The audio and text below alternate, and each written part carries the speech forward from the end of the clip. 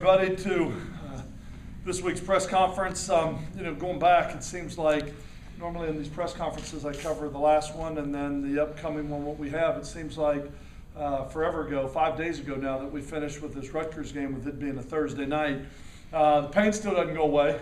It doesn't make it go away, and I've said this before, it won't go away until we have the opportunity to get on the field again. But it's a shame when you go back and watch that film as many times as we have at this point. Because we had so many guys play an excellent football game. I thought defensively, I thought we played really well and did some really good things. We just didn't do it probably as consistently as we would like to do, and then we couldn't get off the field on third down, which was really an Achilles heel for us last Thursday, was being able to get off on third and long. And they had 3rd and 10s, 3rd and 11s, 3rd and 12s, but we couldn't get off the field on third down, which made the day a little bit longer than we wanted it to be on defense. And offensively, that we weren't able to really move the ball any better than we were. And with the 5 turnovers, it's costly. I mean, you turn the ball over 5 times. I think the Patriots, or I think the Broncos would take a couple back from last night. When you look at all of a sudden the end of the first half with some of the interceptions that they threw. But you got to be able to eliminate the turnovers if you want to be successful. And like I said, some guys played really well. I thought BJ offensively played an excellent football game. BJ Daniels did. I know when you look at it statistically, he's got 3 interceptions in the statistical category, but I really thought he played a great game. I thought he competed his tail off. There was a number of times we did not give up a sack, but it certainly wasn't because there was no pressure.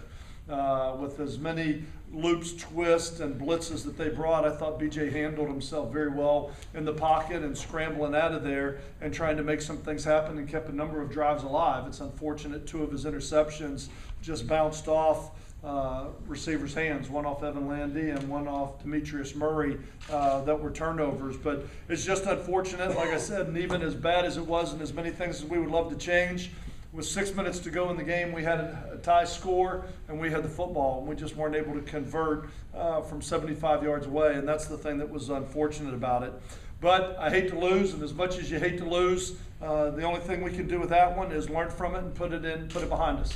Put it in the rearview mirror and start moving forward. We're on to Ball State. We've got to get ready for Ball State at this point, which is Pete has got them playing really well right now. They're a 2-1 football team. They just came off a very big emotional win with Indiana on a last-second field goal where they won 41-39.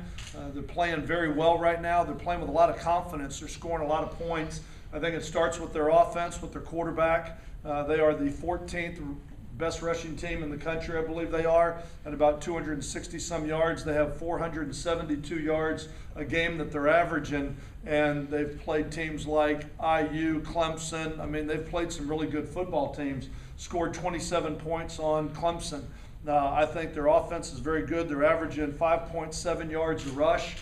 You look at their numbers, and they're really pretty gaudy offensively. They have a 3rd-year starting quarterback who is doing an excellent job of running the football team. Their offensive line is very experienced, and they've got a little wide receiver who's very athletic and making a lot of things happen for them. They are putting a lot of points up on the board. I think the lowest they scored was 27, and that was against Clemson, who's a top 10 ranked football team right now.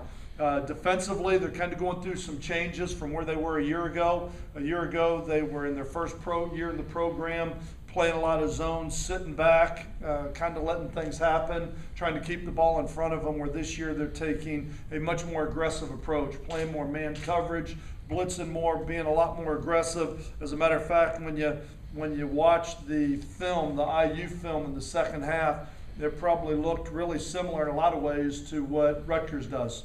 With the movement of the defensive front and the aggressiveness of the linebackers. They're a very physical group. They've got 3 starting linebackers that are all back. They do a really nice job. They're their 3 leading tacklers. I think their defense is really solid. Their special teams, their field goals kicked, I believe it was 2 over 50 yards, kicked the game winner last week against IU. Their punter, averaged over 50 yards a punt at Clemson.